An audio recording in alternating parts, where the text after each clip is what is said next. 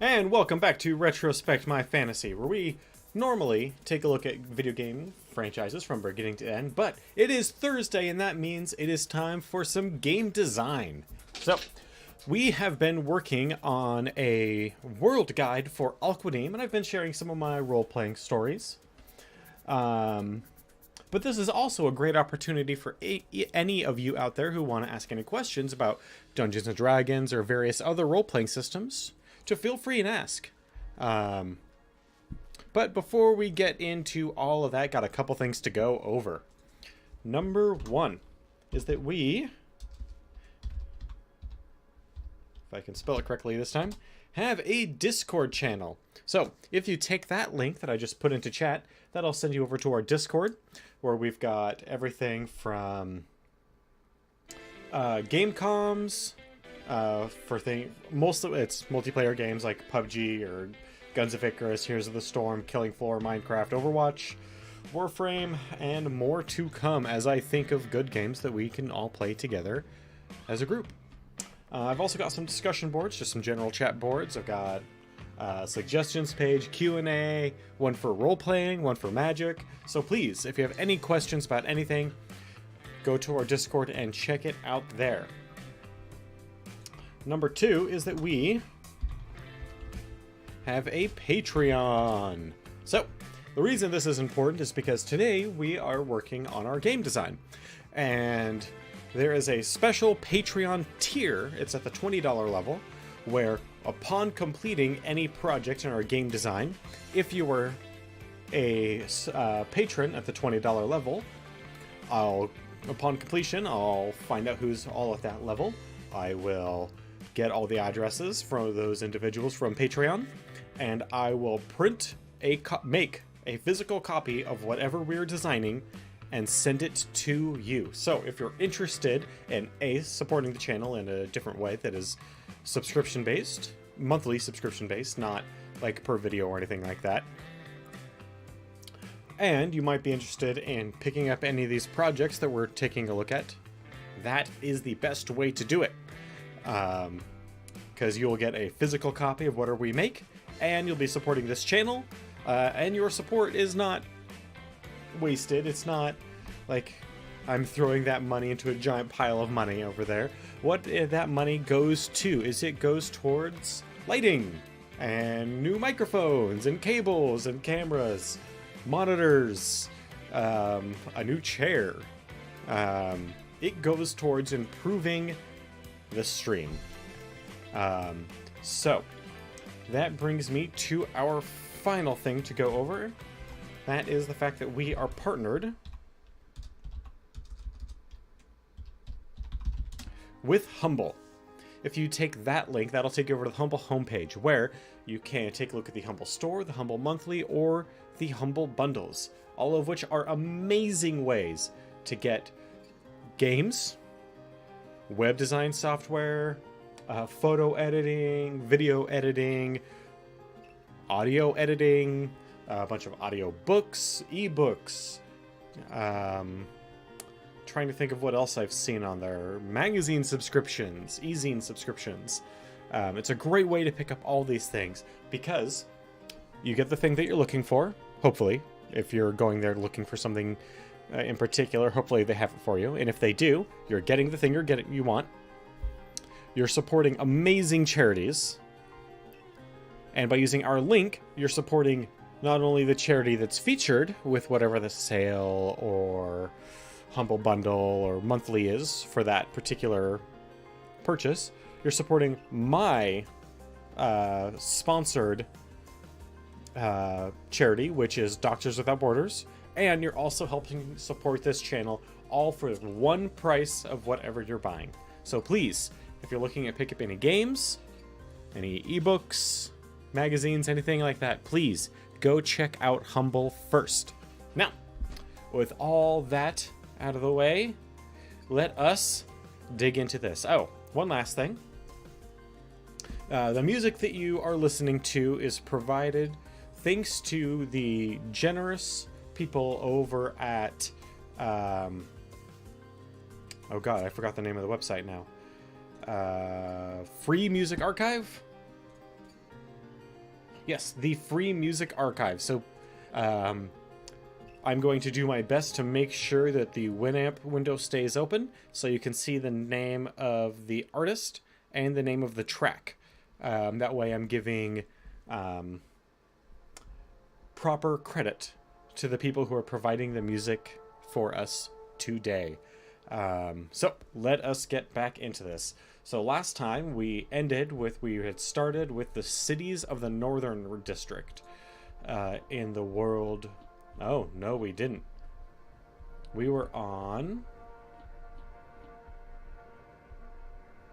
Wasat, the middle city. And I believe... So we were about halfway through this portion of our world guide for Al-Qadim.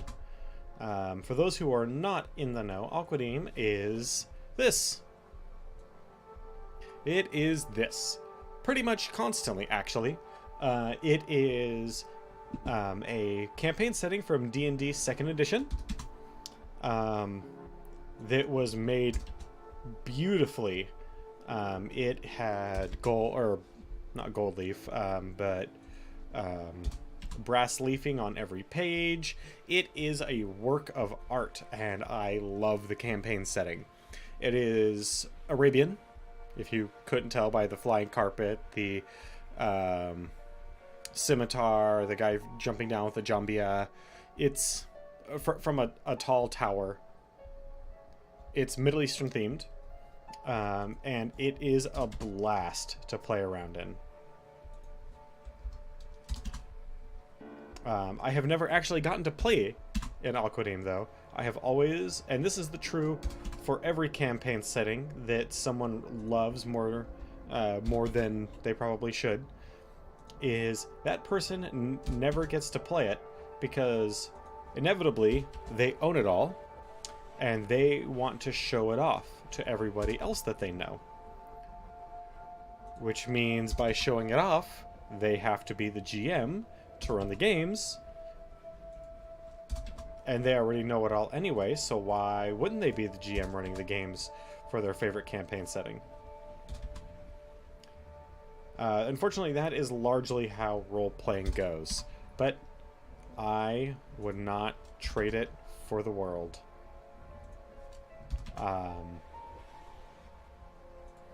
A lot of people see DMing as kind of a chore, like, oh man, I wish I could play. And, sometimes I do wish I could play. I'm not going to say that doesn't happen, but I love being the DM for Al-Qadim. Because I'm not playing a single character in Al-Qadim.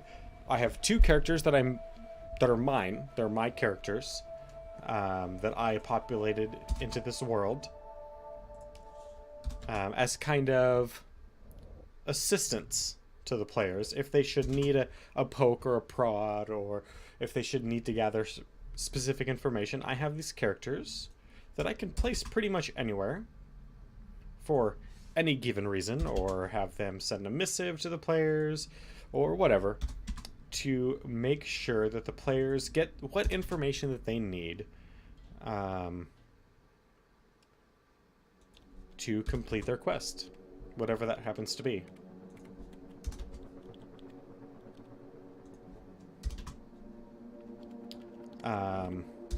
But I recently realized, while trying to think of other role-playing stories for you guys, that I have neglected a large portion of my role-playing history. So, I told you about way back in the day when I was like 5 or 6, and I really didn't understand what Dungeons and Dragons was. And one of my friends' older brothers, probably wasn't a brother, because he wasn't around very frequently, so it must have been like a cousin or something like that, was running a D&D game for my friend, and I happened to be there. Like, I was invited over, and this guy had me play the role of a thief who had a cloak that allowed him to uh, travel between shadows in any room. So I was playing the shadow.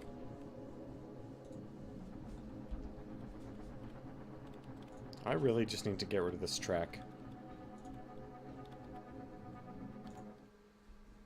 It does not work for our aesthetic.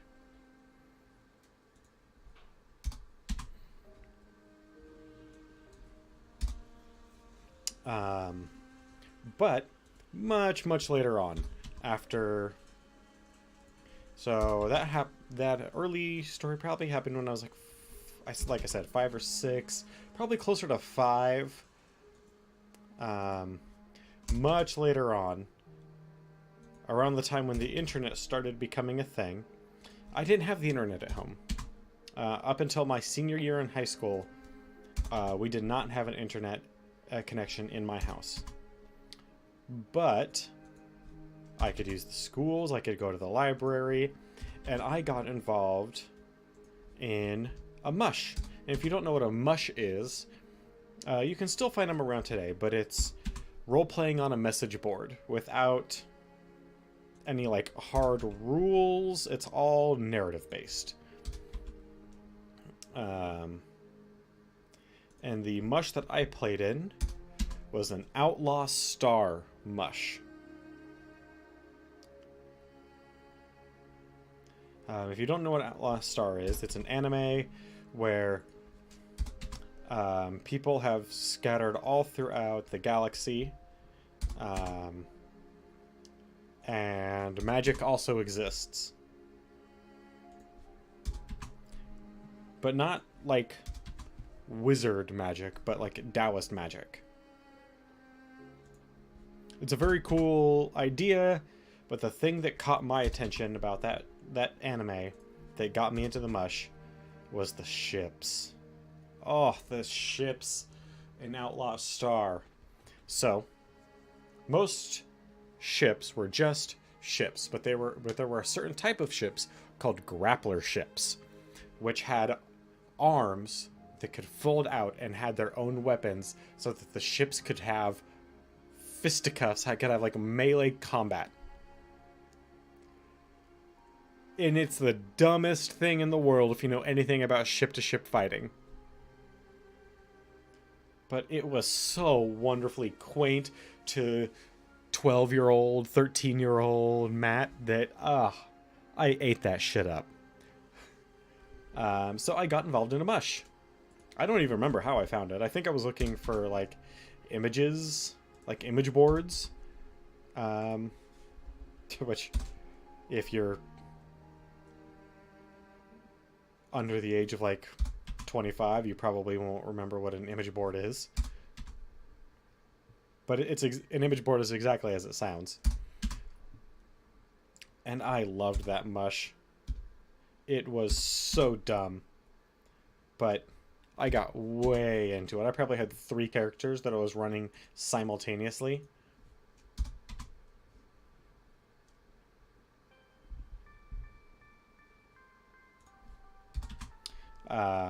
But the way mushes work for like combat situations is essentially if you get into combat with someone, I mean, there's no like rules for combat. It's not like Dungeons and Dragons where I roll a die and add my stat and compare it to the defense of my target, and that determines whether or not I hit. No. I just say it's a give and take. So if I'm in a spaceship combat with somebody, I'd be like, okay, my character is specialized, and this is what my character was. My character was specialized in spaceship combat. All he ever wanted to do was to earn enough money to buy a grappler ship by taking in bounties.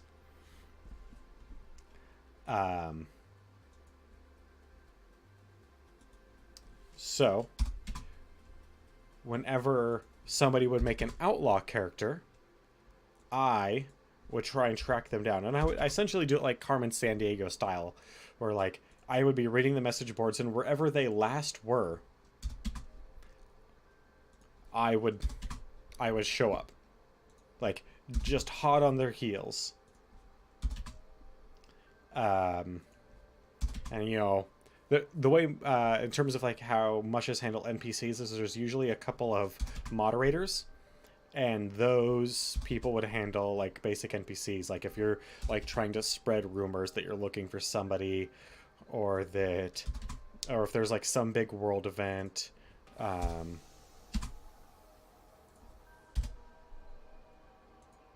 that the moderators would handle. They would handle that level of storytelling.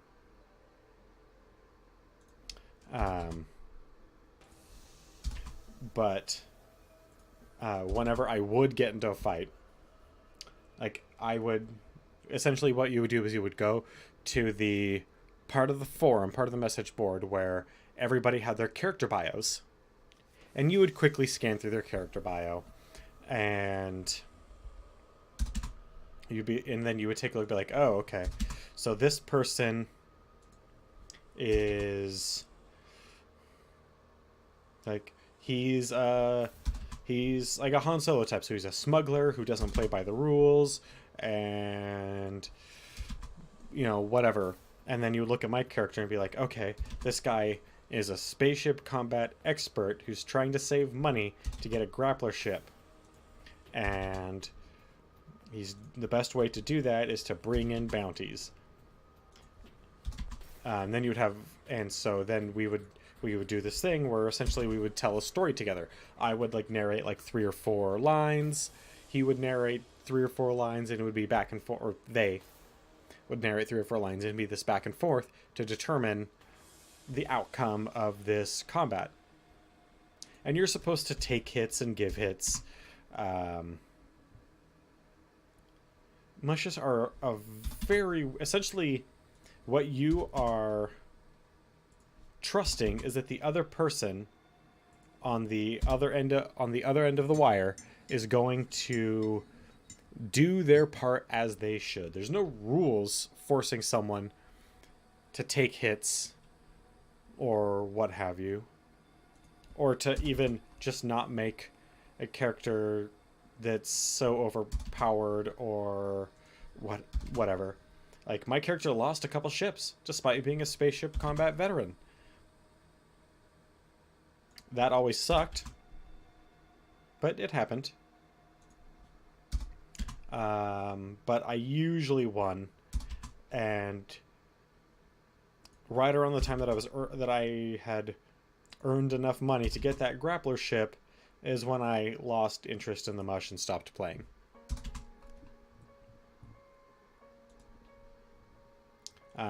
Which was about 2 years. So that was kind of my intermediary role playing.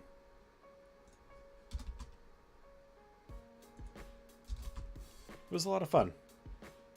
Sometimes I kind of miss it, and other times I totally don't, because that was a very, those dark old days of the internet.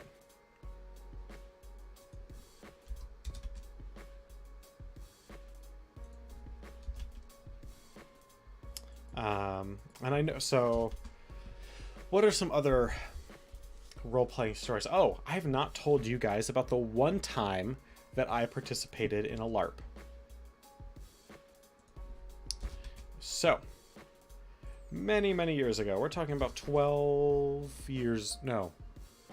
years ago, I got out of a bad living situation with some of my friends in high school who were elitist, because I went into the job market and they went to college. And so I left that house and moved into some friends that I worked with who needed a roommate because they were kicking somebody out for domestic abuse. I didn't know any of that situation. That's all I ever heard about it, so I can't answer any questions on that. So I moved in with them. And pretty much everyone that was living in this house was a couple. Well, one of the couples really took a liking to me and wanted me to like hang out with them all the time. And one of them was involved in a Vampire the Masquerade LARP. and wanted me to come along and join. That way she would have someone else there to chat with if there was no major story for her character. And if you don't know how LARPs work, essentially everything, because of some bad incidences in the early 90s, the way LARPs work now is, if it's usually a gathering of like a dozen people who are usually starting the LARP, one of which is the main storyteller, and then everybody else are actors, the characters in this LARP. And the main storyteller will come up with stuff for them to do, and he might have a couple of backup storytellers just to help facilitate multiple small groups of people. And then you essentially pick your, just like with any role-playing system, you create your character, and then you just pretend to be them.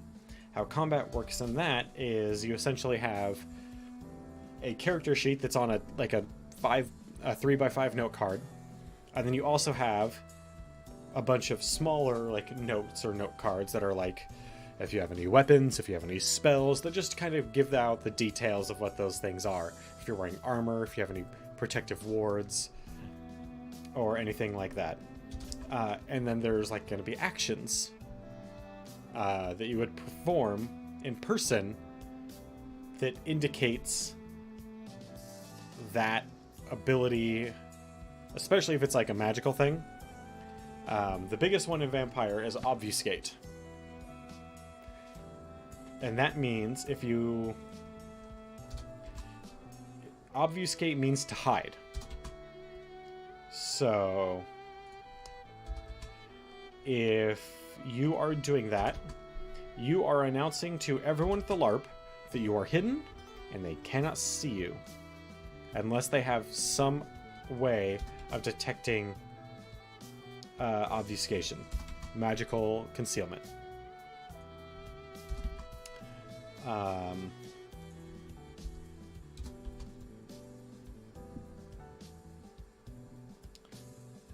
Which is, I don't know how rare or not that is.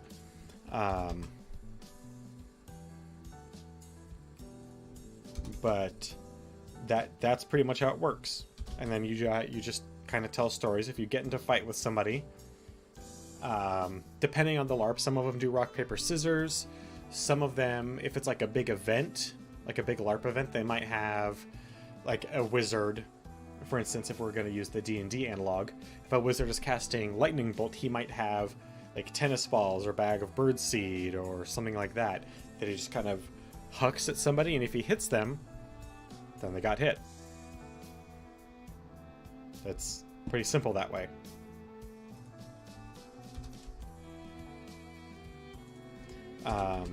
But I went there and I met the main storyteller, and he kind of explained things to me, and I was like, okay, I kind of get it. But, I'm not really sure if this is my scene or not. He's like, okay, well, just hang out for the night and we'll see. So I hang out, and all I end up doing for 3 hours, mind you, is sitting in a chair next to the person that brought me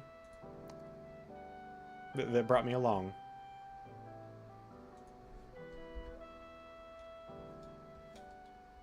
That's it.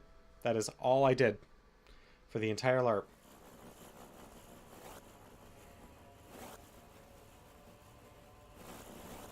Yeah, that one can go away as well. And I was actually kind of pissed. Now I hear tell of LARPing groups that aren't that bad, where you can actually get involved and have fun and do things. But even though I love acting and role-playing, I don't think LARPing is for me.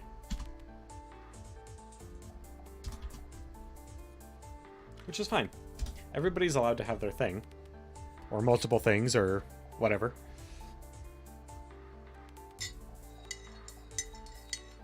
For instance, my hobby is telling weird stories about myself to you guys.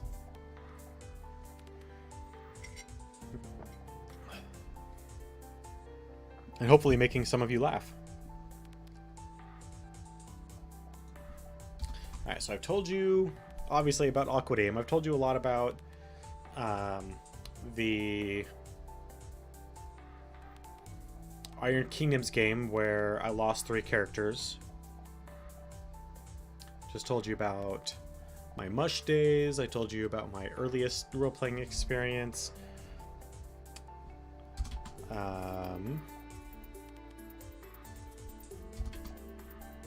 Oh, so here's one. So, about 8 years ago, there was a role-playing system that came out called Dark Heresy, which is a Warhammer 40k role-playing game where you play, or well, where you're supposed to be playing a low-level acolyte of an Inquisitor. You've probably never met your Inquisitor, and you probably never will. You're gonna meet someone who's below them and who's probably below that person. And you're going to investigate things. It's essentially, the intention is like a kind of an X-Files-y feel, political intrigue sort of game. But of course it has all the rules for combat, because who knows, you might, while you're in the middle of investigating some horrible alien cult, you might decide that it's better off if they die by your hands than whatever horrible weight the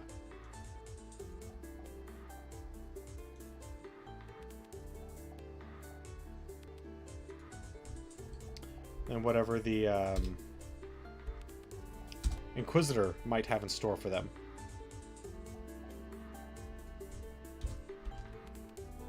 And so you need combat rules. You need guns and armor and random other equipment.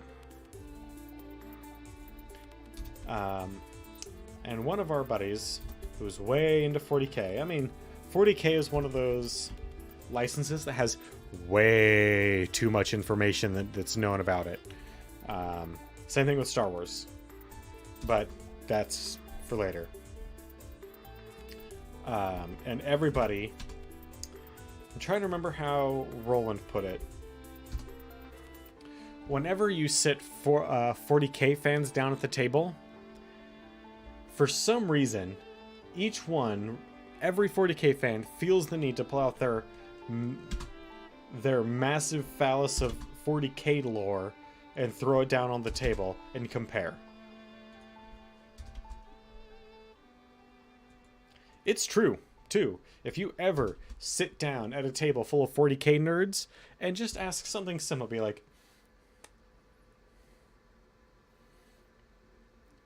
so who would win in a fight? Space Marines or the Imperial Guard? Oh, you have started like a 4 million year argument.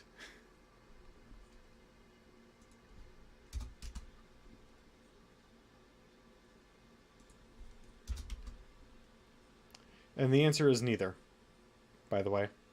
Not because one is particularly better than the other, but because someone else would step in and they'd have to fight that thing.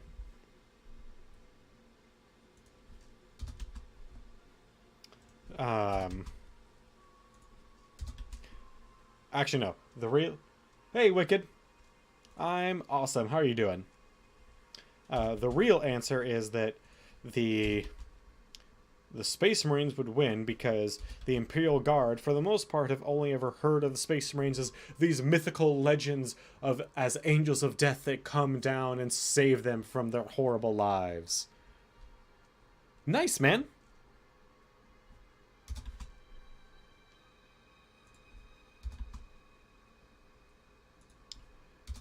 Got that pretty penny all shined up before you sent it off to them?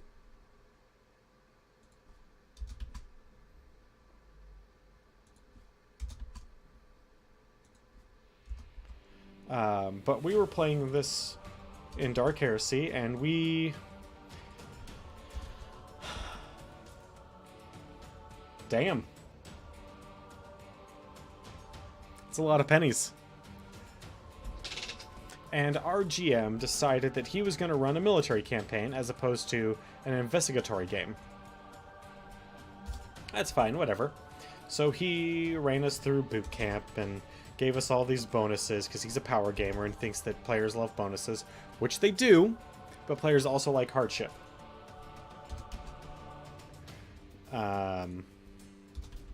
They like hardship and overcoming things as well, not just having a million things thrown at them. But he just kept on throwing gear and bonuses and all sorts of stuff on us, which was fine. And then he would pit us against things that were way, way above us. And we would deal with it in stride. And oh god, the best thing is our first ever combat. So there were 5 of us at the table. Yeah. I'm playing a tech priest, which is essentially a technician, engineer, blacksmith, hacker, who believes that machines are the future and that all humans really are is just poorly made biological machines. And so why not replace those biological parts with mechanical ones? That's pretty much the mindset in a nutshell. Oh, and until they're of a high enough rank, tech priests are considered property of the people that they are, of whose gear they're supposed to be in charge of. For like an Inquisitor or an Imperial Guard unit, they're considered property of those individuals because they cost a lot of money to make happen. You have to take someone off of some crappy-ass backwater world who might know a thing or two about technology. You have to send them to school for a whole lot of time. And then you have to replace a whole bunch of body parts. That gets expensive. So they're considered property until they effectively pay that off. And then they become a real boy. Also on our team is a psyker, who is somebody who has a conduit to, is a conduit to the otherworldly realm of the warp. And their brain is they're essentially the wizards of the world. And their brain is a tiny doorway into that world where demons live. So they're harnessing demon power every time they use magic, every time they use a power, and hoping that a demon doesn't rip through their skull and force its way into our world. They're also considered property. Very expendable property. Kind of. Because at a moment's notice, they could have something horrible rip out of their skull and kill everyone. And that's not okay. So until it's been proven that they're safe, they're property that happens to have a gun pointed against it at all times. And then we had just a trooper, and then we had a sniper, and we had a driver who didn't have a vehicle. That was our starting team. And our first ever combat, we're in an alleyway. We're getting pinned down by a whole bunch of people who are trying to rebel against the Imperium.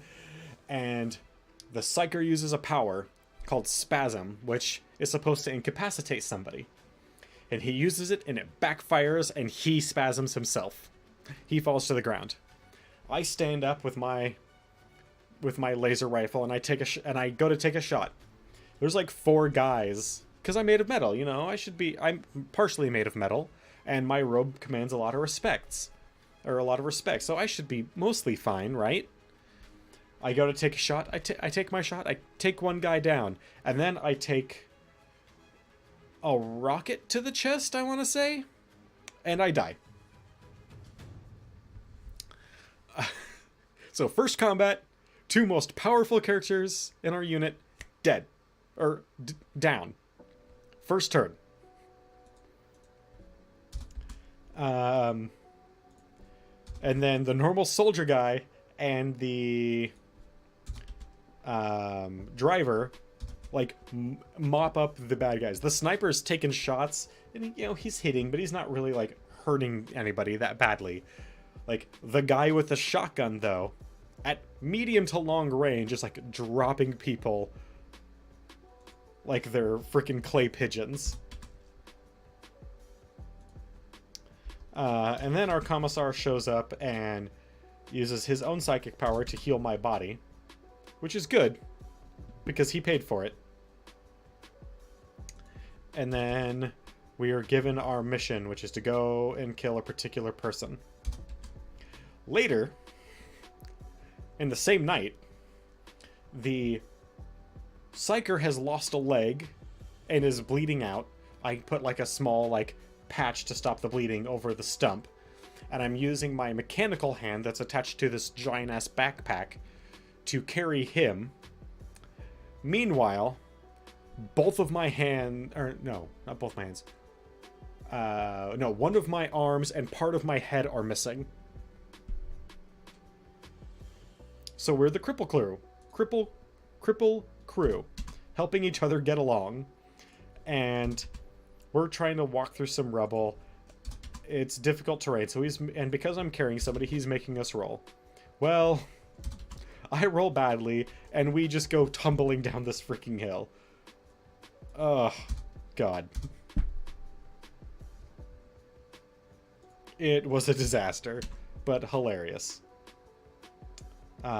Same campaign much later on. We're on a massive ship, and massive ships travel between different portions of our galaxy through the warp, in kind of wormholes, except they're kind of unstable wormholes that could send you into the future or into the past or never let you leave. But it's consistent enough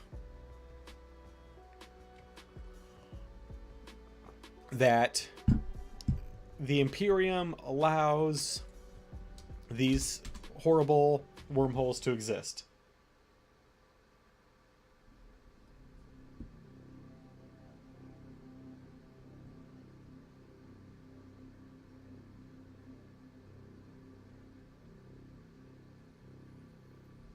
Well, I mean, I'm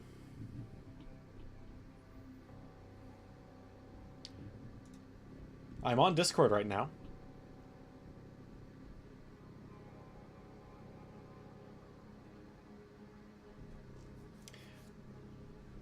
But I don't have the ability right now to pull up another chat. I don't have another window space available.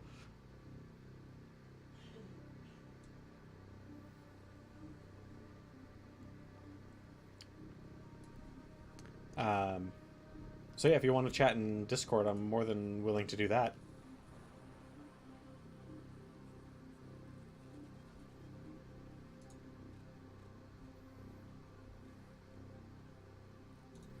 But let's see, where was I here?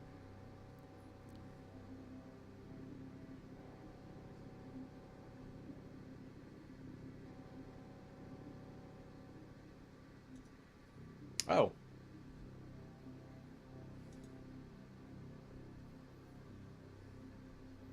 Well, I mean, you probably don't want me...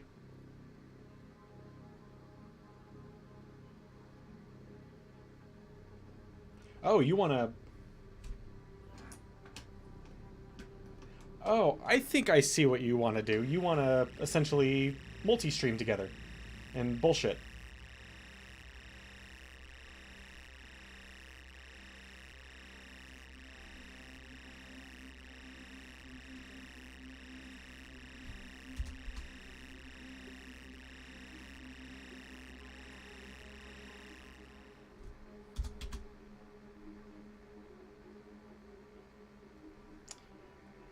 Boop, boop, boop, boop, boop.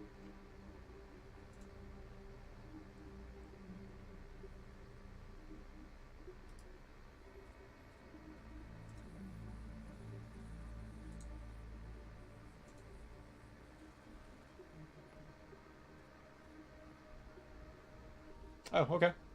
That works.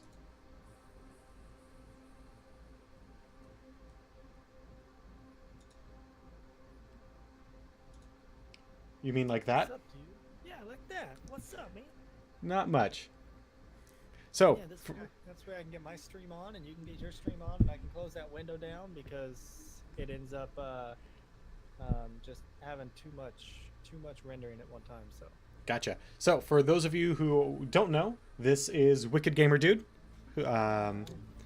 He is an awesome guy who also runs a talk show on Sundays. well, at least one of those statements is true. What, the awesome guy?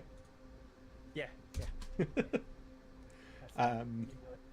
But so just to get finished up that story, later on in that same 40K campaign, we're on this massive ship, and the ship breaks down in such a way that we can't go through the warp to go to another world. Well, I'm being the only tech priest on the ship, they asked me to go out and repair it. Well, I don't know anything about ships. I work with guns. So I was like, yeah, sure, guys, whatever you say. I'm gonna need the psychic guy who can tell me where there's holes in this force field that protects us from the horrors of the warp.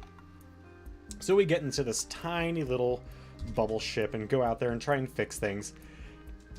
The first thing that happens is we come out, or as we're leaving the docking of the ship, I smash into a wall. And then another wall. And then the door. And then we go outside. And we can't... I'm not very good at piloting things, so I just keep on, like, smashing into, like, and scraping against this massive ship to get to the parts that I need to repair. Ultimately, what this happens is, we cause a massive leak in our tiny little bubble ship. And on our way back, the Psyker is able to put a tiny little bubble of air around himself. It's no big deal. He's fine. At this point in the game, though, I still need air to breathe. I've only got part of my brain and one of my arms replaced with metal at this point. So I'm trying to pilot the ship as quickly as I can to get it back into the docking bay so I don't die. And I'm still just like smashing and hitting everything along the way. I pass the docking bay, have to turn the ship around, fly back. Needless to say, I died, but the GM felt bad for me, so he let my character live. That's how role-playing goes sometimes. Sometimes you just are a giant F-up. Yeah. That sounds like an exciting campaign. It was really fun all the way up until the end, mainly because we just got to mess around and play like over-the-top awesome characters. But at the end, all he wanted to do was play the Warhammer 40K miniatures game on graph paper on our dining room table. So that part was not very fun. So I used to have Warhammer 40K. I had an army. I can't What did you remember play? What the army was, but it was a decent army. Okay. And I paid decent money for it, and then I sold it because that's what I do with everything I have, apparently.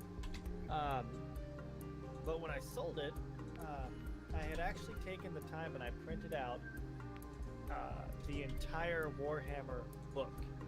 Printed it out, and I didn't do front and back page because I really honestly didn't know much about computers at that time, so I didn't know how to set that up. So I printed out the whole book, put it in plastic sheets, and put it in a binder and called it the Battle Ready Warhammer book. You know, actually, yeah. If someone spills a drink on it, you only have to replace, a sheet, but everything's protected by plastic, so you shouldn't even have to do that. I mean, it seemed like a good idea. yeah, especially for most players who are gaming it like on their like dining room tables or whatnot, who don't have an actual game store to go down to, that's perfect. Because there's like most gaming stores don't allow sodas on their tables, but if you're playing at your house, there's going to be soda or beer or coffee, and it's only a matter of time. Pretty much, yep. All right, give me just a second here. All right.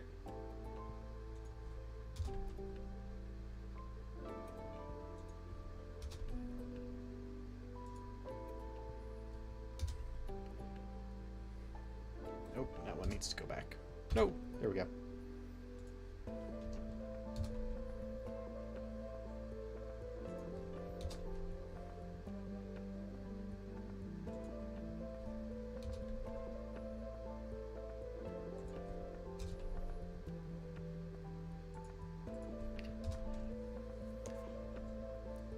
This is going to take a lot longer than I thought it would.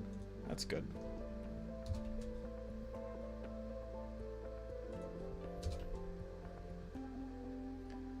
And there we are.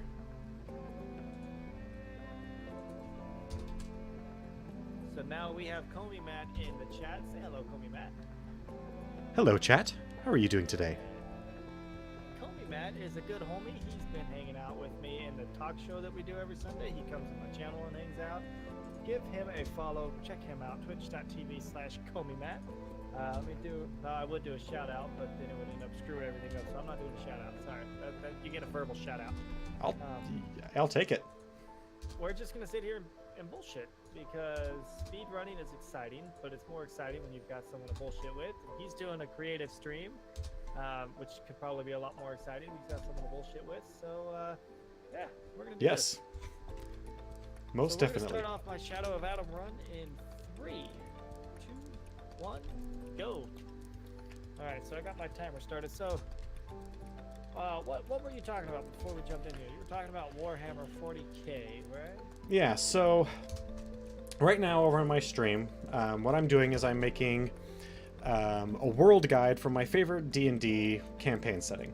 And I thought it'd be cool to just talk about all these other random role-playing games that I've played throughout the 20 years that I've been role-playing, and just tell like funny little stories. And I was telling a story about the awesome F-ups of my characters in the Warhammer 40K role-playing game. See, I didn't even know there was a 40K role-playing game. I only knew about the 40K miniatures game. So the role-playing game came out, oh god, what was that? 2008, 2009? And it was okay received. It was not amazing in its receipt, but it has had many, many expansions. So the first one was kind of like a investigatory, like Call of Cthulhu meets X-Files sort of thing. That's what it was supposed to be. Call of Cthulhu's awesome. Yes. The second one, the second expansion was kind of like space exploration and politics. The third expansion, you played the best of the best, the Imperial Space Marines, the biggest, baddest warriors in all the galaxy. Except, there's a problem in that all they do is fight. So there's not really a whole lot of role-playing involved. There's some awesome combat moments, though. And then they created an evil, because, of course, for every side of good, there's also a side of evil. So they created a, hey, you want to play the bad guys? You can play the bad guys now. And it's about halfway through, they changed some of the systems, so they weren't all compatible. And just a few years ago, they re-released, essentially, like, here is the fix to all the stuff that we wrote over with our newer versions. So now you can make all your wildest fanboy dreams come true. Nice.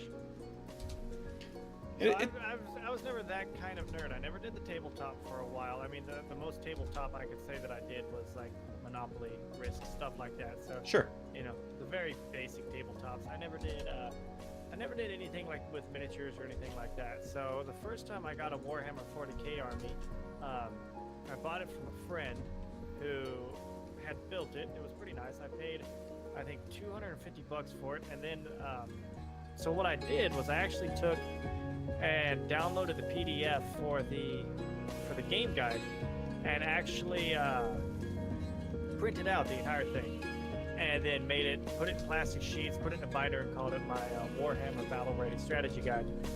So when I sold my army, because I wasn't playing it, I didn't have anything to do with it.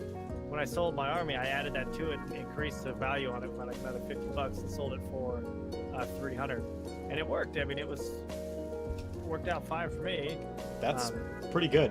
I've had to sell a few armies in my time, and they usually don't go for that much. I think the thing that had me like excited for it, that I was really like into and really amped about, was painting the miniatures. And when I realized I couldn't paint, I have a better creative mind than I have a creative hand.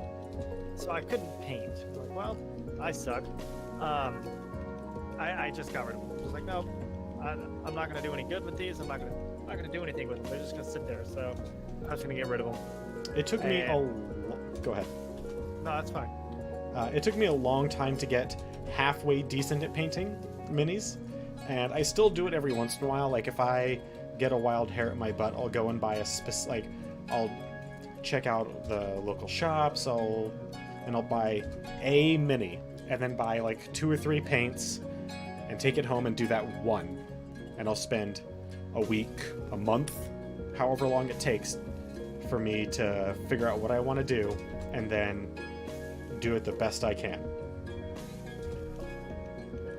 And if I had that sort of drive for it, I think I'd enjoy it, but I don't. Like, I think I should, and that would be smart to do, because then it's like, okay, you're not wasting a whole lot of time or money on it, but man, I don't know. I think I've got, after selling all of my armies for various games, I think I still have like 5 or 6 minis that I kept.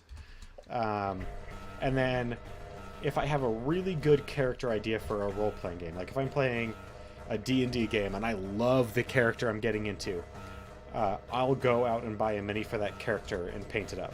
But I think I've only done that twice.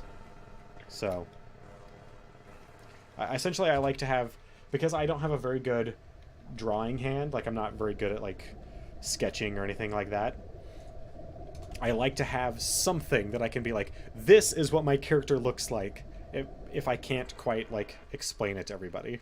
Right. Yeah, that makes sense. As far as like role playing though, for the longest time, I didn't know that I was into role playing. I was into acting. That's how I got into role playing. Was like, okay, I like acting and I like this world. And one of my buddies, who I played minis war games with, like 40K, was just like, hey, so I'm running this game. Do you want to come hang out and check it out and see if you like it? I was like, yeah, sure, whatever. I'm not doing anything tonight. And that started the ball rolling. I had kind of a similar experience with, it's called the SCA, Society of Creative Anachronisms. Yeah. And it's, so for those that don't know, anachronism is not a reenactment. It's essentially like an inspired by. So if you take a video and it says inspired by true events, that's kind of like an anachronism. If it says based on true events, you know, that's more of like a reenactment sort of thing, right? So essentially it's you put on medieval armor and you get 1-inch thick rattan and you beat the shit out of each other, and it's a lot of fun. It is. So I used to get I wasn't very good. I mean, I'll be honest, I was not very good, but I had fun with it, and that's important, right? At least that's what they say. Yes, that is actually so. Back in high school, me and my friends were into something like that, except we used the PVC pipe and foam instead of rattan because we were cheap, and we didn't use armor, so having the PVC pipe and foam helped with that too. And so I would say actually that's more what modern now would be called like LARPing. Yes. because LARPing, so for those that don't know what LARPing is, which if you're in either one of our streams, I'm sure you're nerdy enough to know what LARPing is. LARPing stands for live action role play, where you just sit there and you pretend you're, a wizard or whatever the hell you want to do, and you essentially play out a video game in real life. Yep. Except we didn't bother with the role-playing aspect of it. We just beat the crap out of each other with foam swords. Which is just as fun.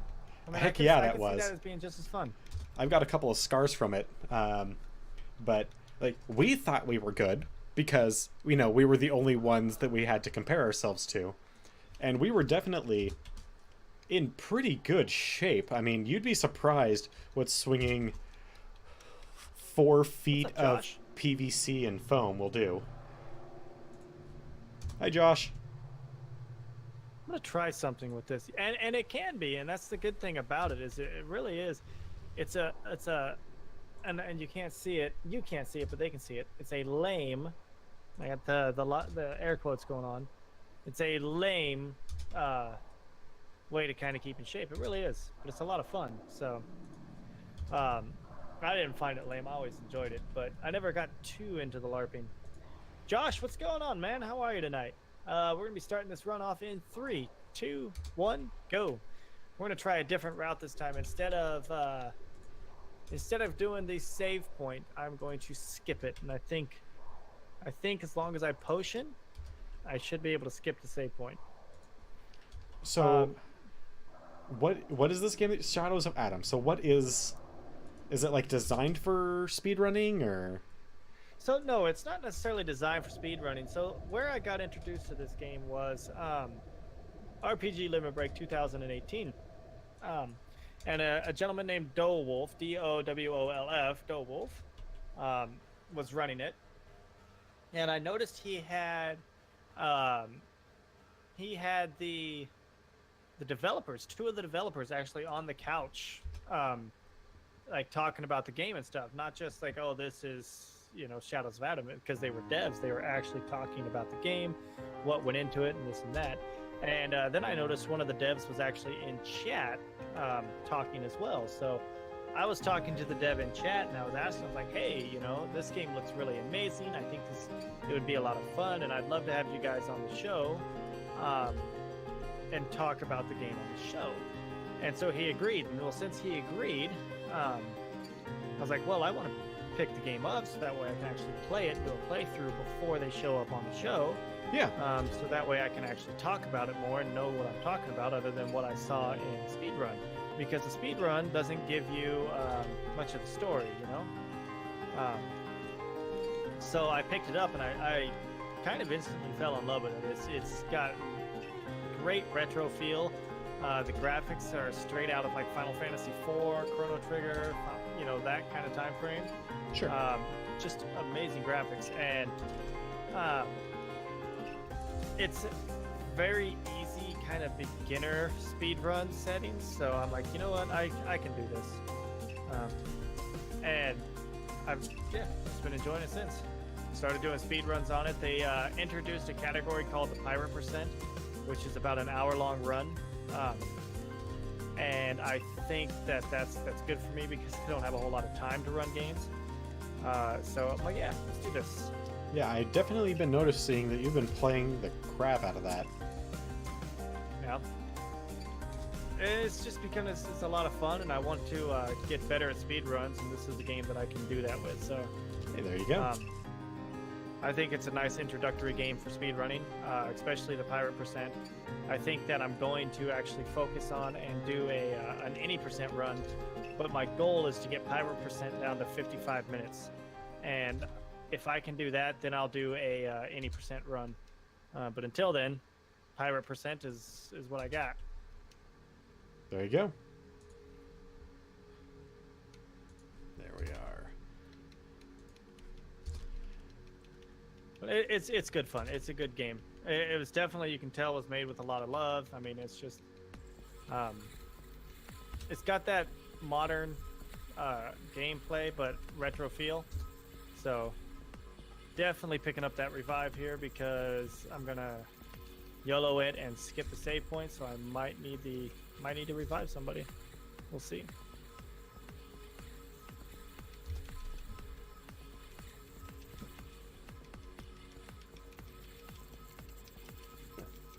Coffee. My best friend. Coffee. Coffee is good. So I get a pitcher of coffee every morning. I'm not going to do that. Fill it up. It's about 64 ounces, and that's my coffee throughout the day. It's quite delicious. I Makes me a happy drink... person. I think I drink about 32 ounces of coffee a day, and I drink 1 in the morning... Or, sorry, 1 cup in the morning, 1 cup in the afternoon, and then 2 when I get home. 1 right when I get home, and then usually 1 throughout my stream.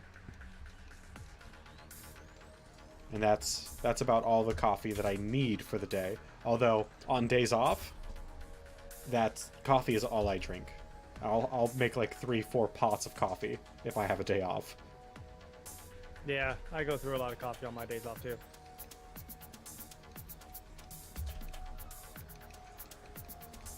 Coffee makes you person. Personing is hard without coffee. Don't you do it. Okay. So we're gonna skip the save point, go straight down. We're already slow on this run, so I don't know if that's good. Let's go ahead and actually let's restart it. See if I can get better movement. I do a lot of resets on this run because sub 55 I have to basically run perfectly, and so if I don't, and if my movements are sloppy and my menuing sloppy, I have to reset the run. So what is it that about speed runs that you like, doing speed runs that you enjoy? I've always been kind of curious about it. It's just a challenge of it turns a game and it creates a new purpose for the game. Where you got Mario, what's the purpose of Mario? It's, you know, run, jump, rescue the princess, run, jump, rescue the princess, and the challenge is just the level design. That's it. But when you speed run it, it's not just the level design that's this challenge. It's the optimization. It's okay, how can I do better? How can I improve? How can I make this, you know, different? And just having that additional challenge is exciting in and of itself. Gotcha. Because you're creating a new element to the game, and people will sit there and say, oh, speedrunners ruin games. It's like, you know, no. I guarantee a speedrunner spends more time on a game than any casual player ever will. If a speedrunner might ruin a game for a particular individual, but speedrunners do not ruin games overall. Right. And let's face it, a lot of the games that they run that I enjoy are retro games from like my childhood, and those games are way past their prime, so yeah. It's not like they're really ruining anything. So the only game that I've ever like sat down and actually watched a speed run from beginning to end of was of Super Metroid, and that was ridiculously impressive. And it can be like, if you can get the tech right, oh good, it's really impressive. So I'm not very good with pixel perfect or frame perfect inputs. Mm-hmm. I'm not good with movement because I fat finger controllers a lot. So it's kind of like, it's impressive to watch people that can be frame perfect and pixel perfect and whatnot. And that's what creates a challenge for me. That's why you have to practice over and over again to make sure your movement is clean and solid. Yeah, that's the way I used to be about fighting games, was like, I'm gonna get good at this, at name a fighting game. I'm gonna sit down and I'm gonna master this fighting game. And then I would get okay, and then someone would come along and wreck my face, and I'd be like, well, so much for that one. Right. There's this guy I watch, his name is Chocolate Gummy Bear. Pretty cool guy. He, I sat there and watched him for like 2 hours practicing one character on Tekken. I'm like, nope. That's beyond what I can do. I can't do that. I can do a speedrun game like this. Like, I can sit here and practice for 4 hours doing the same moves on this game over and over again. But sitting there for 4 hours or 2 hours on one character, nope. But it's no different. I mean, it's the same thing. Yeah. It's just what do you enjoy and how can you make yourself better at it? Exactly. So I know I've told this type of story before, but so me and my normal gaming buddies, we pretty much accidentally fell into this game, Killing Floor. The first one, which came out 2010, I want to say. We accidentally fell into this game, and we fell in love with it. To the point where we would, every Thursday, for a while we played every night. But, you know, as schedules change from job to job or whatever, we didn't have the time to get together every night. But, for some reason, for about a year, our Thursday nights all matched. So, every Thursday, starting at about 10 p.m., we would play this game until about 1:30 in the morning. It would be 4 of us, and the game is a horde mode. If you're not familiar, you get 10 waves and then a boss, and then you choose a new map. 10 waves and a boss, and each wave gets harder and harder, but you get a little bit more resources to buy better weapons and get armor, and you get a little bit of time in between each wave to kind of prepare your defenses. And so we would do map after map after map, increasing our difficulty, getting better and better at this game. And then, at 2 a.m., one of the guys, the one person that didn't live in our house, would come over. We'd all get in a car, drive to our nearest Jack in the Box, which is 8 miles away, get food, and the entire... Not a sponsor. Hashtag not a sponsor. And on our way back, or to and back from getting fast food, and while we were eating it, we would just be discussing strategy for that map and how to do it better, more efficiently, and because we were wanting to do the highest difficulty. And we did this for a year. We'd spend 6 hours a night trying to master this game. And eventually, after a lot of arguments at 2 in the morning, we did. And then Killing Floor 2 came out. Killing Floor 2, we're like, oh yes, Killing Floor 2. It's gonna be amazing. And we all bought it on early access, which was a mistake. Not because the game is bad, but because the devs, in doing the things correctly, weren't releasing things until they thought that they were actually ready for release. So there'd be a new class or a new weapon that would come out like every 6 months. Now, for people who are trying to do the same thing, who are trying to master, like, perfect, nobody gets touched by the enemies, master this game, that's not good enough, because there were things we were missing right out the gate that were kind of necessary for that kind of run. And so we played it for a while, and then we would get bored because we couldn't make any progress after a certain point because we were missing things that we needed. And then we just kind of all stopped because it was taking too long for things to come out. Recently, I've gotten back into Killing Floor 2. And if you like first-person shooters where a level of discipline is required and a level of mastery can be achieved, I highly recommend, even if you don't pick it up, go visit their Steam page. You'll probably like it. Shit! I just screwed up. It happens. It does. Oh yeah, we'll make it better. There you go. Alright, Train Boy, so what you are looking at is, over on this side, is a PDF of the Alquadim Land of Fate sourcebook, which I'm going to be referencing from time to time. And on the left-hand side, we have a whole bunch of excerpts from this book. And essentially what I'm doing is I'm editing together a world book from 2nd edition D&D so we can update it to fit better with 5th edition D&D. Hey, thank you for the host. And then, the other voice that you're going to be hearing from time to time is Wicked, who is a member of our community, and is a great guy. He also runs a talk show every Sunday, usually starting at, well, it used to be 3. Is it still 3? It's 4 now. 4, starting at 4 o'clock. And they talk about gaming stuff, but every Thursday what we do is we're working on game design stuff. So right now it's this, but once this world guide is done, we'll be working on a player's guide and then a monster manual for 5th edition D&D for Al Qadim. And then once that's done, I don't know, I've talked about maybe doing a board game, maybe a Magic the Gathering set, maybe learning how to put together a game in Unity. I don't know. By the time when we're done with this Al Qadim project, we'll figure out what's next. And I just go over here and I speedrun stuff.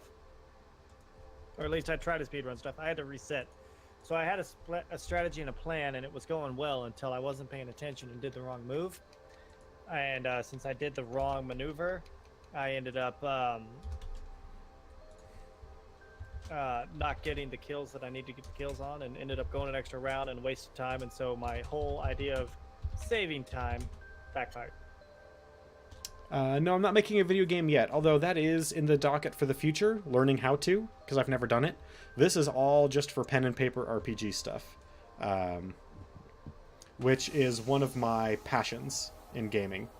I think when it comes down to making a game, I would like to work on it with you, if you don't mind.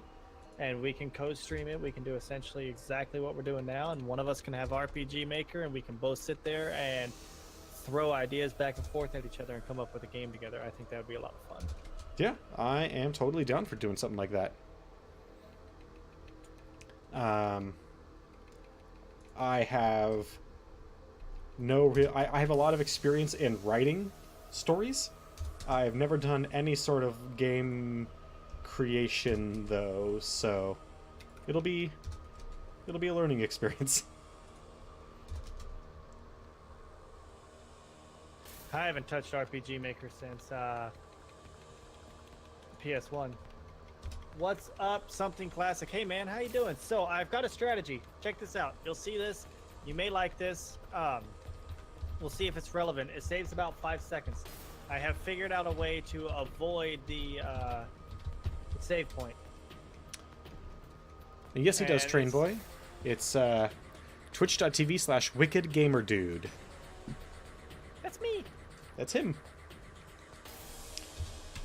And the game, the talk show that he does on Sundays is over at twitch.tv/game talks with a Z live. Nice hit.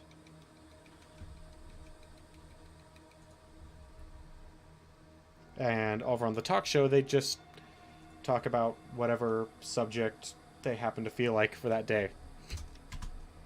I think we're going to change the formula of the talk show, and this is something that we're talking about. I remember I told you a little bit a while ago. Yeah. Train Boy with the follow. Thank you, sir. That there's things in the works that we're going to be working on, and I think the layout of the talk show is going to be something that we work on, but no officials anything yet. Well, I can't wait to see what's on the horizon. Yeah, Train Boy, I appreciate it. Yeah, I can hear him talking to you over there, so I appreciate that, man. Welcome.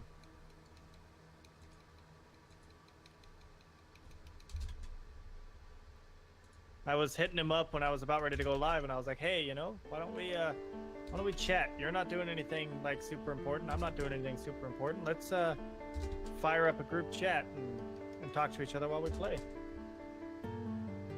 And well, obviously, as you can hear, I agreed.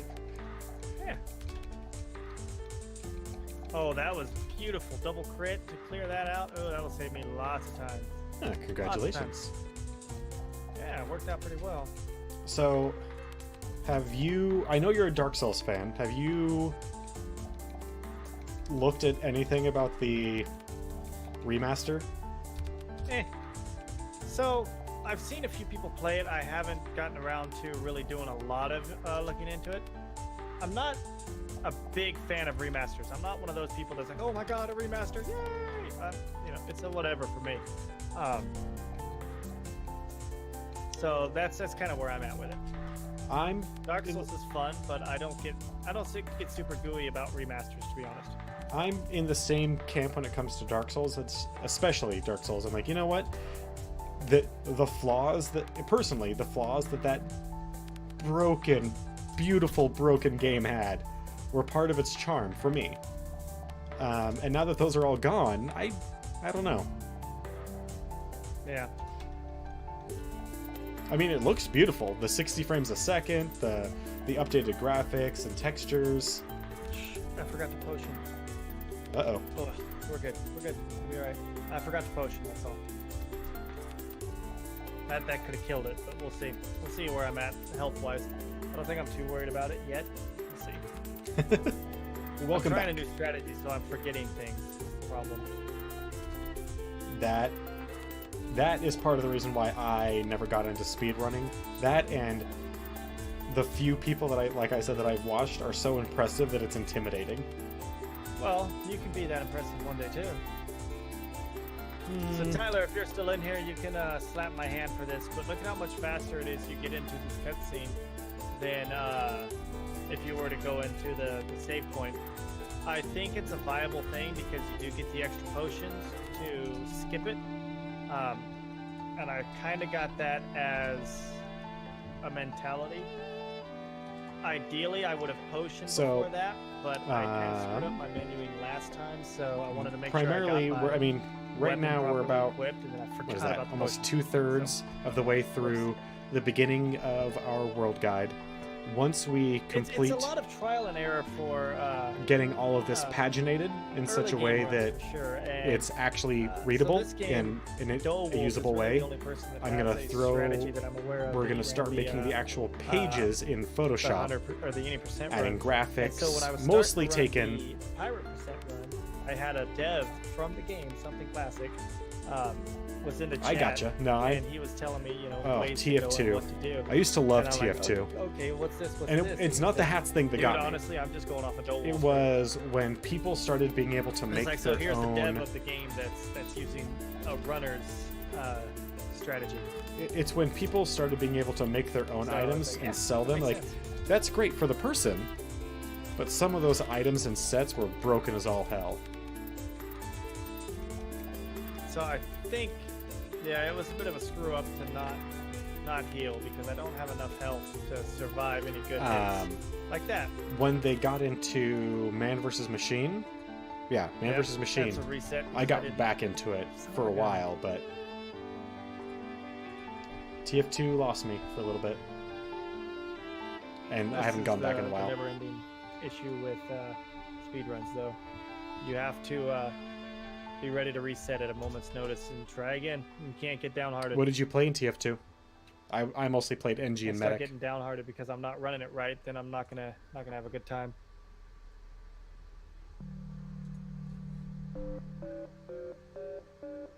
There we go. Lost my cursor for a moment. That's not a good Yeah, thing. you went mute for a minute too. Yes, because Train Boy came back over here and started talking about TF2 and Payday 2, so I was talking to him about that, so I didn't have to talk over you. Appreciate it. TF2, Team Fortress? Yep. Gotcha.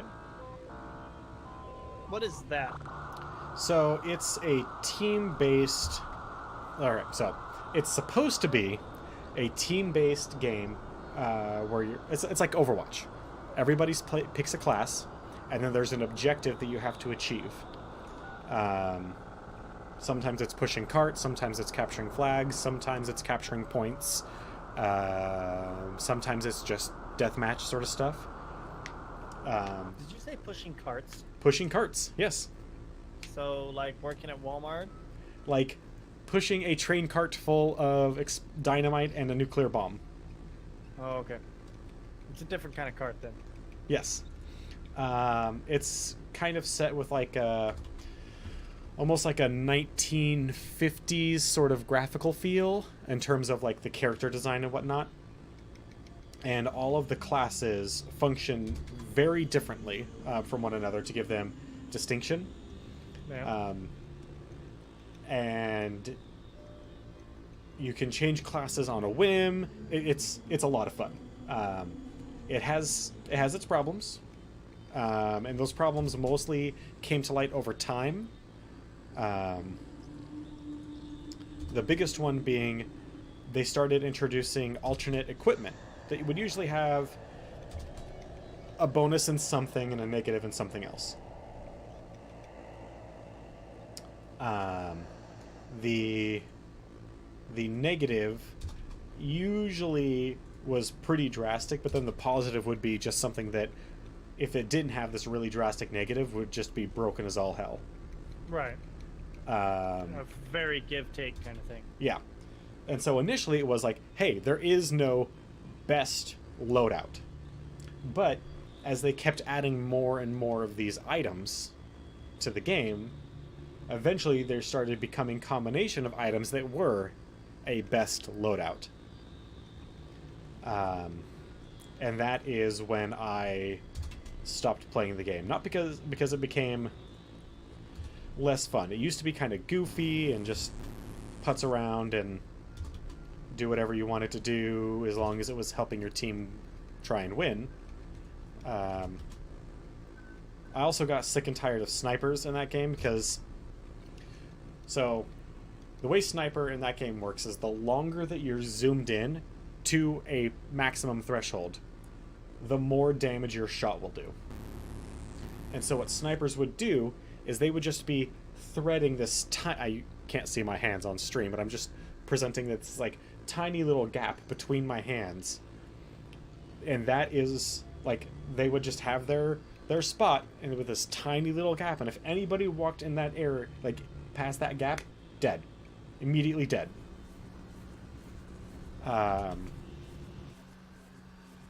it was just no fun. That type of sniper made the game very unfun. But the classes that I played were denial classes. I played an engineer, who is a support/area denial class, and then I played a medic. So I kept people alive. I was not very good at attacking, but I was very good at keeping everybody alive. So for anyone watching this wondering why I reset so much in the beginning, the first two areas of this game are the most critical. The Tangle is almost free, almost, but second area is just brutal. And if I don't get good movement in the Tangle and get a good time... Oh man, I remember... Basically, that sets my pace for the rest of it, and if I don't make it through the second part, then I do a reset as well there. So these first two parts are very, very crucial. The rest of it's a lot more forgiving. I wonder if there's any... I might have to reinstall Team Fortress 2, because I wonder if there's any, like, vanilla servers for TF2 out there. Because if there are, that could be a lot of fun. Not having all the broken-ass items hanging around. Yeah? Because that game really was a blast. You should get Fortnite. And do Fortnite instead of PUBG. From what I understand, it's a hell of a lot better. I haven't played it yet, so the first time I do a Fortnite stream, I'm going to call it "What the fuck is Fortnite?" because I have no idea what Fortnite is. I've played it back when it was not a PvP game. So I've never played the Battle Royale. And I have the level 0 character to prove it. I don't know, man. As far as Battle Royale games, I'm holding out for Fallout Battle Royale. Fallout Battlegrounds. Really? Fallout Battlegrounds? Fallout G? Yep, that's what I'm holding out for. I just came to the realization I've been missing this walk across this whole time. I'm freaking stupid. I did not know I could do that. Have you seen anybody else do it? No, because I haven't watched a whole lot, and I didn't watch this first part too closely because there's only one spot that you got to remember to go. And so when I was learning the run, I was watching like specifically where to go for that spot, and I didn't realize that I could cut across this area. And I just learned I could cut across this area, and it will literally save me a second. So reset happened. We're doing it again. Oh, hey man, that's another second. You're that much closer. Actually, a second on a speed run, that's a lot of time. It is. The thing is you get it down to perfect movement, and if you can practice perfect movement, then the RNG will only improve your time, in essence, because if you have perfect movement, the next time you get perfect RNG, you're going to literally have a perfect time. So work on the movement, get the movement flawless, and then the RNG will just help later as you keep practicing. I almost had a sub 55 on this game. That's my stopping point for pirate percent. Once I get a sub 55, I think I'm going to be done doing pirate percent, and I'm going to run any percent. So that's my goal. So, is sub 55 pirate percent. Any percent. When they say that, they mean like you have to complete the game, or complete to a point, but you don't have to like. You at least you have to hit that minimum threshold, right? It's not just be like started the game any percent done, right? I believe it has to be end screen.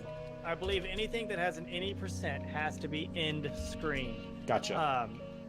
So it doesn't matter what quests you do, what items you skip. There's other games that have subcategories like any percent glitchless, any percent this and that, to where essentially it's like, okay, get there as fast as you can without using glitches, kind of thing. Dude, that saved so much time. The movement was so much nicer.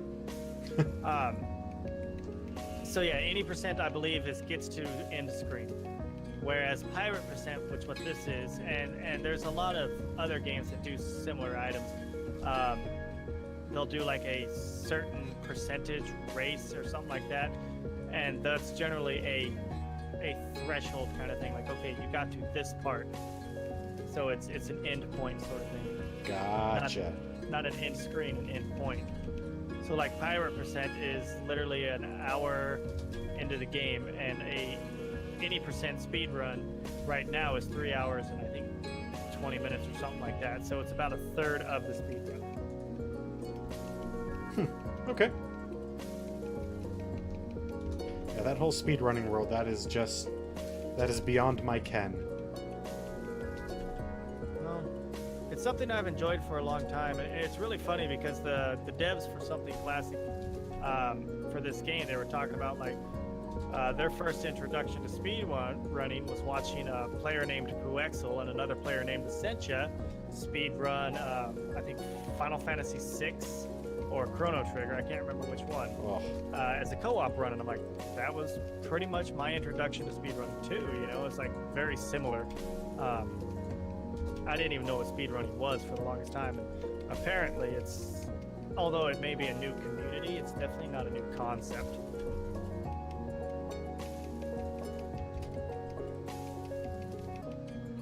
Well, the pagination on this part is mostly done. We just have to fix a few things. That's good. And that'll save a lot of time. Oh, for those that don't know the word pagination. Yeah, what's that? So pagination is your layout for any sort of graphic design thing. Typically, it has to do with like books. It's like where your margins are, where your breaks are for paragraphs, what you decide to like bold or italicize. If you're putting in a graphic for something, it's how you have to lay out the text so that it fits around the graphic. Oh god, that's so much faster. That's 11 seconds faster. Holy crap. Movement's looking sharp. Thank you. What do you think of this? So I'm skipping the save point. Quick heal, skip the save point. Sorry, Tyler just jumped back in and was making a comment about my movement. That's fine. I did good movement on that one. I was already done with my talk about pagination because it's it's a weird word that you never hear unless you're in the type of circles that do a lot of like graphic design and book editing. And then you hear it all the time whenever somebody's working on a project, but never when they're like just concepting a project. I remember my first exposure to the word was when I first started getting into graphic design, and I was like, people were talking like this word, like what is this word? What does this mean? And I was probably 16, and no, like, I don't know if they were like sniggering behind their hands or what, but no one would just tell me, so I just went to the front of the class in the middle of like a teacher's lecture, went to the front of the class, pulled down a dictionary, and started looking it up. So, yes, Josh, I restarted. That's one thing about speedrunning. You got to be willing to restart a lot. And I've restarted. This is, I think, probably my 6th attempt so far. And Tyler, thank you for the lurk, man. Feel free to jump in anytime with any comments. I'll be here. You know where I'll be. I'll be right here. Doing my thing. All right. Pagination. Interesting concept. Interesting word. Yeah, I have a hard time remembering terms for, especially things from my past, like any of my past jobs, until I need it. Like, and it's not even needed. Like, I'll just be working on something and I'll just say the word in correct context and be like, that's that word that I've been trying to think about for the last 2 weeks. Yes, Josh, there'll be Fork Night tonight. I need to get past the second area, and then there will be Fork Night. Tell Josh to hold his horses. He's got so many of them and they're running wild. He can't see, but I'm smiling What? immensely. Oh my god, no!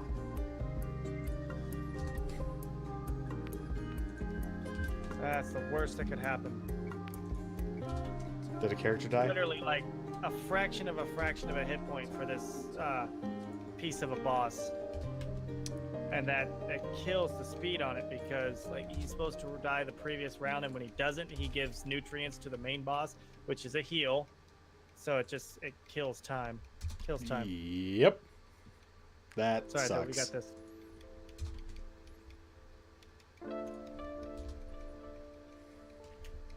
Yeah, we got this. 8-11. We got that.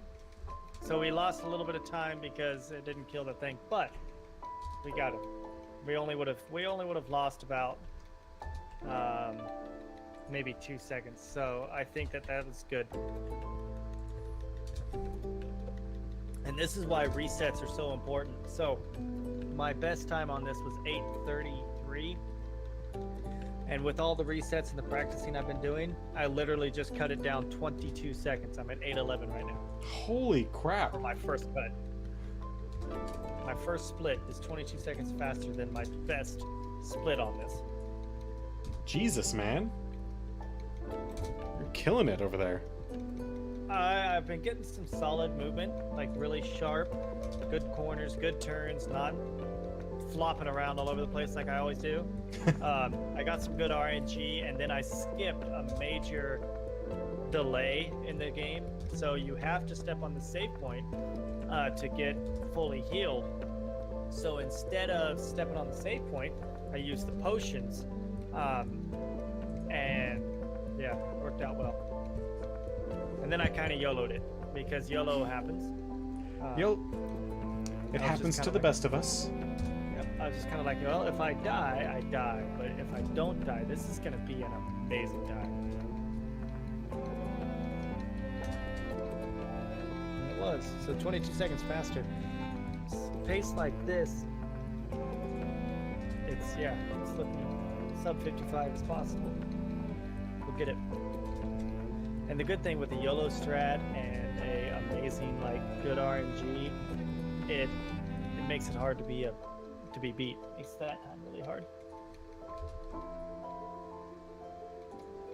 See, that's like, I could probably do the theory crafting behind a run, but I am not...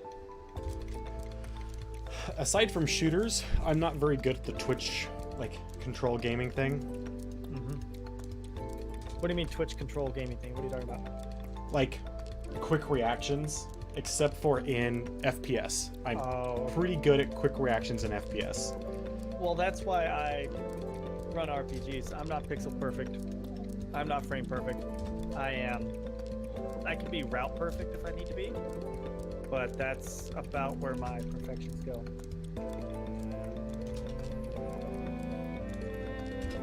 This is a good run though. Like I'm on good pace here. As long as I keep my focus, I think I'll be all right. I decided a while ago like to change from using the joystick to the D-pad because I found the movement was much cleaner. Yep. That is... So back when I used to do fighting games, one of my buddies loves his fighting sticks. But I find fighting sticks to be just like...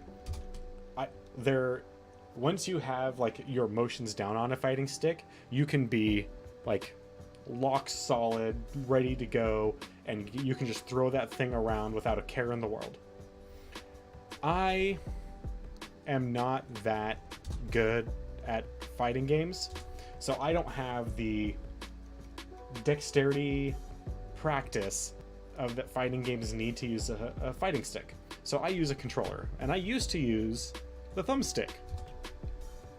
And then one day I found myself just switching between the thumbstick and the D-pad, just like accidentally, naturally, just kind of going with it. And that worked really well. Essentially what I would do is anytime I was attacking, I would switch over to the D-pad. But if I was just like moving and like jumping around, dodging, that sort of thing, I was using the thumbstick. And it worked for me, and I don't get how my mind decided to do that, but whatever. And then I would get my face rolled and be done with that fighting game. The only one I ever got like actually reasonable at was Blaze Blue, which is a very tight controlled fighting game by the ArcSys, the same people that did the most recent Dragon Ball Z Fighter, and they did all the Guilty Gear games, and great. They do a very good job with fighting games, but and their art style is amazing. But in Eugene, there's not a big fighting game like circuit or anything. So once me and my friends got to the point where we could beat each other, that was pretty much it. And then one of us got really way too good with a particular character, and the rest of us couldn't beat him. So we stopped. So that's where RNG will kick you in the nuts right there. Damage rolls too low, doesn't do enough to kill him, ends up taking extra turns. Pain in the neck. But on a plus side, I got a lot of AP back, so what are you doing? I was gonna say, is it enough to offset that 22-second? No. Because I have time that I can make up here too. Like, so my whole run, I can make up time. I was on a sub 55 pace when I only gained 4 seconds last time I played this. So this is the hardest part. The forest is the hardest part because there's a lot of monsters here that will one-hit you, and if you don't get good damage rolls and they get an extra turn, you stand a good chance to get wiped. Very good chance. Understood.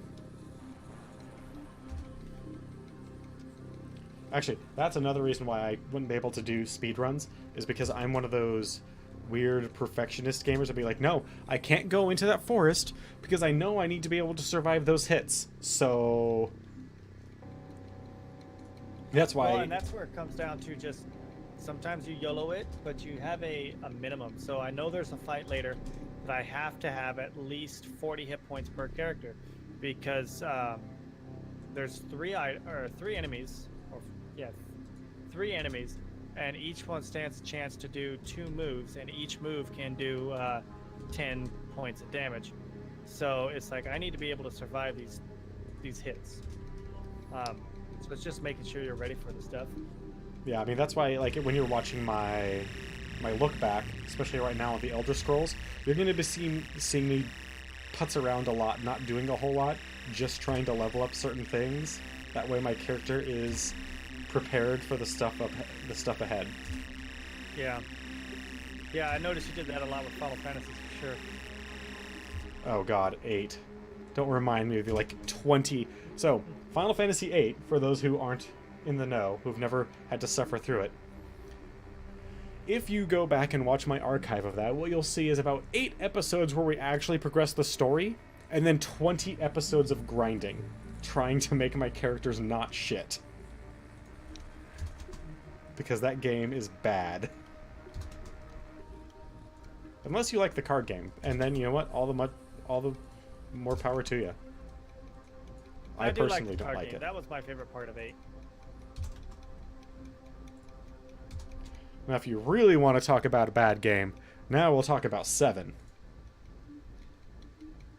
So that was Komi Matt, ladies and gentlemen. Thank you for being on the show. That's the reaction I was hoping for. No, 7's not that bad. It's just has storyline problems, but in terms of actual gameplay, it's actually probably one of the tightest, best gameplay games in the Final Fantasy series.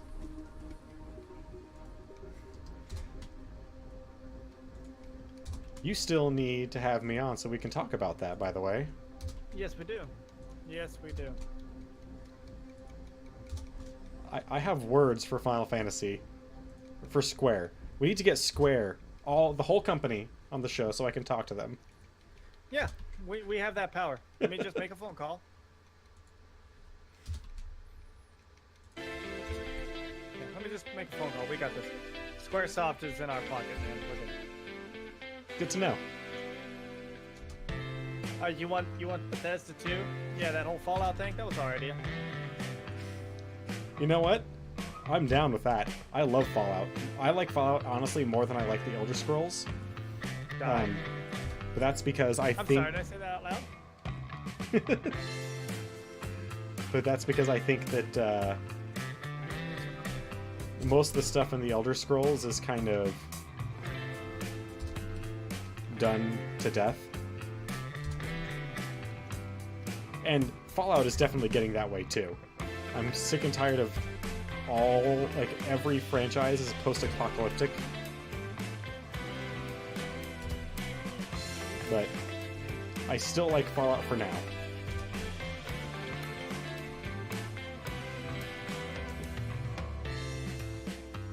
Need to keep you up, music box, so that people can see the artist and song name. Is that a copyright thing? Partially, yeah. Free Music Archive has a few thousand songs that you can use for free for anything, as long as you give credit. Like, you don't have to pay royalties, you don't have to pay anything up front. So as long as you note the artist and the song title and where you got it in your credits, you can use it. So instead of taking the time to make the credits for the end of every show, I just keep Winamp up and running so that you can see the artist's name and the title of the song. Makes sense. And then talk about Free Music Archive all the time. Because they're actually providing a great service for streamers and YouTubers. Yeah, that's nice. Now, does that carry over to YouTube as well? It does. Unlike Nice. My Final Fantasy streams, which Square... Actually, here's an interesting thing. Squaresoft sucks when it comes to streaming. Square has not given a crap about anything post Final Fantasy 13. Or pre Final Fantasy 13. So from my Final Fantasy 3 through Final Fantasy 12, they like only touched a couple of videos, and those were for particular renditions of songs.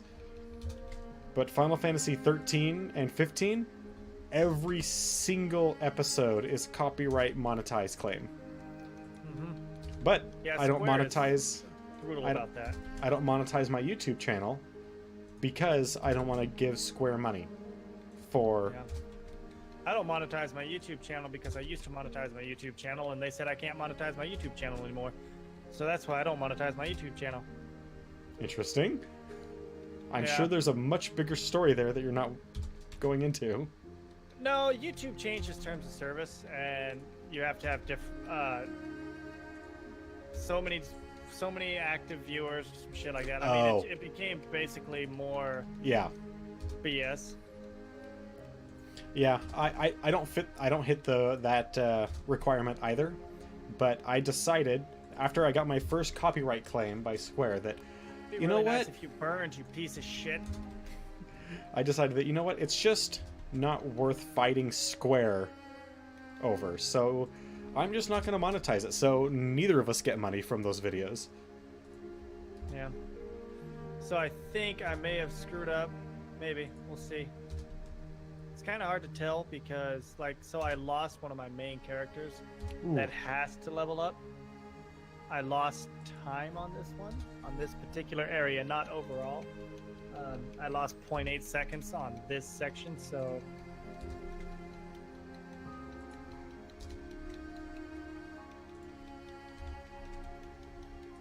I don't know. We'll see how I do with this.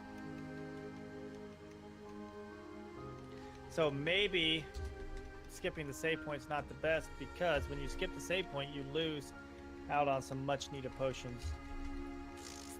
Maybe I need to look to see if there's another potion close by that I can pick up, because I ran out of potions and that would have been very helpful to have. I'm assuming was in a this boss, whole too. thing there's not a single shop. Oh no, there's no. Actually, no. Even if there was a shop, that would take up way too much time to go There through all is those one menus shop, and. but I don't buy it. Not this early. There's no shop this early for sure.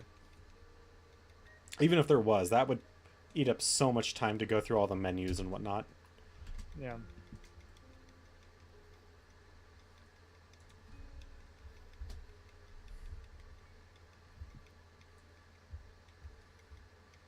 Did we already touch this section? This section looked like it was already done.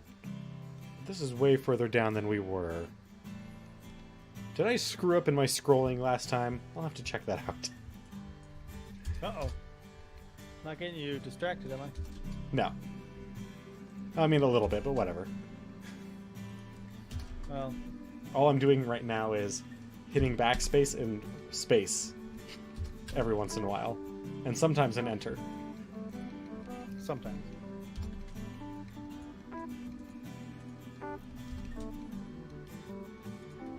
No, although later on, when I'm actually doing like editing the actual pagination for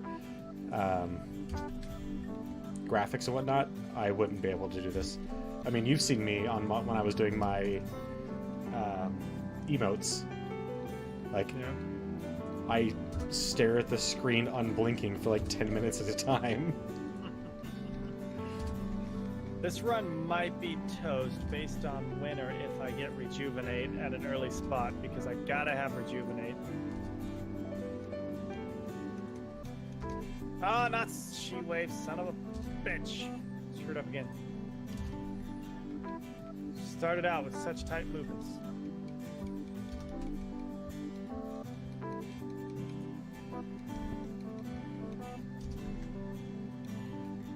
You bastard.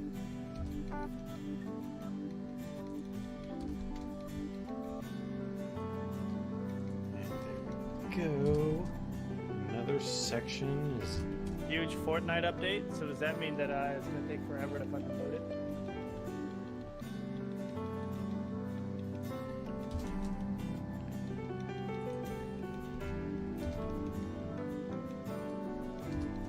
So maybe not Fortnite tonight if I can't load it.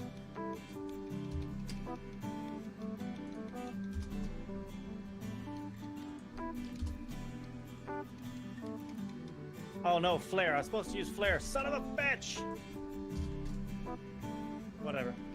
It's cool, man. Just W summon Knights of the Round and go make a sandwich. Oh god, I can't imagine someone trying to speedrun 7. 100% speedrun 7. It's doable. It's like 20 hours, I think. 23 hours, something like that. Wow, that is faster than I was expecting. I was expecting you to say like 30 or 40. Well, I don't think that they master all the materia. I think it's just acquire all materia kind of thing. Okay.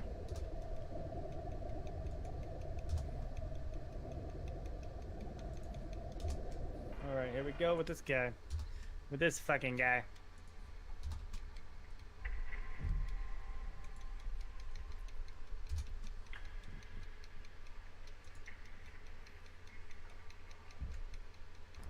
There might be a sneeze coming on, and if there is, I'm sorry. Sorry.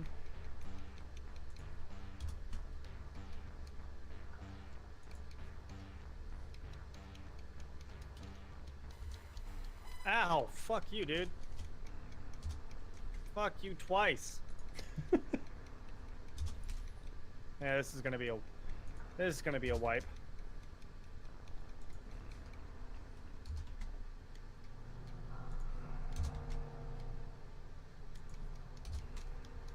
Yep, this is a wipe. Son of a bitch. There goes all that time I saved. Well, that's okay though. What did you learn? Don't fuck up. There you go.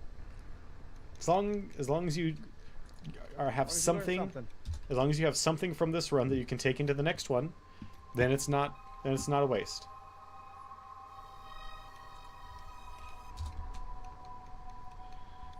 Yep. Wipeout.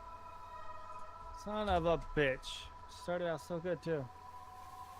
This is why this is the toughest section in the game. Because there's two fights back to back that are just pains in my ass. Alright, here we go. Whoa! Reset. Whoops. Alright, so we've got two. Alright, I'm going to do my closing out, and then I'll see if I can't come back over and hang out some more. Sounds good. Final Fantasy VII is like 7 hours for the any percent run, not the 100%, Josh. Not the hundo. Not it. Not the hundo. Alright, so that is going to be it for tonight, ladies and gentlemen. I want to thank each and every one of you for coming and hang out with me. I want to give special thanks to Wicked and Trainboy for participating in chat. So, we got a lot more work done than I was expecting, which is nice. And we got to hang out with Wicked for a little bit while he's doing his speed run of Shadows of Adam. Tomorrow, we will be picking up with more Elder Scrolls 3 Morrowind as we try to emancipate Vardenfell. And then on Monday, we will... So, tomorrow is more Morrowind, and then on Monday, we're doing Morrowind. Tuesday, we're going to be playing Killing Floor 2 for our community play day. Next Wednesday is Morrowind. Next Thursday is more of our world guide, which we should be able to complete our initial pagination run. Then we can do editing and start doing actual pagination and layout in the actual Photoshop world guide section. And then next Friday will probably be more Morrowind. So remember, tomorrow, 6 p.m. to 9 p.m. for more Elder Scrolls in our Look Back series. Hope you guys have a wonderful night, and we'll see you tomorrow.